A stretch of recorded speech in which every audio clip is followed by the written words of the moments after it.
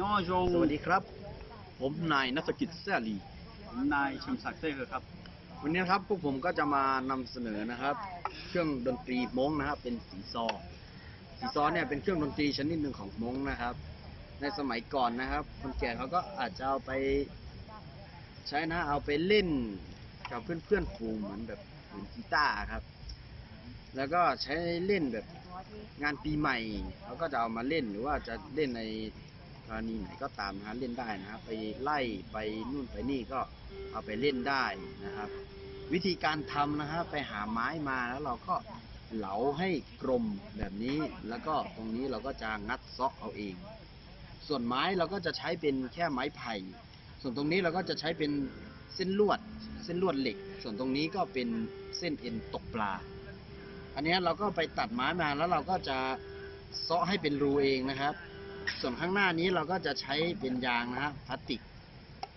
ติดแล้วก็แปะเอาไว้นะฮะส่วนข้างบนนี้เราก็แกะสลักตามชอบอันนี้เป็นงานสำหรับใช้มือทำครับผมหรือนอย่อสีซอนะนอเจอย่าถูอู้เยขึ้นกินนอเจย่ออย่าถูอู้นะมงลีเยมงจงเล่งไปจงโลชีเล่งถางเก้ากูมั่วตัวคงอยู่ย่อหรอเล่งเขาเสียกูมั่วนะเจย้อนนี่อ้วนเนาะเจยันตรงเนาะเจเขาอย่าล้อเข่งเนาะเข่งเนาะเจที่เนาะเจมาทออยู่วะ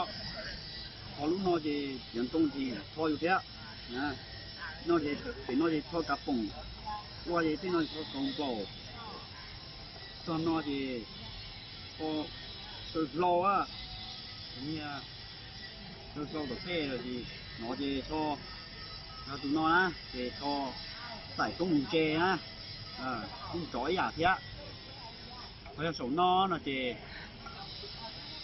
อยู่มาอ้วอยู่นะทอเจี๋ยอยู่อ้วอยู่เหนียดิจ่าอยู่เต่งอยู่นะแน่นอนน่ะที่นอเจอ้วนนอใช่ไหม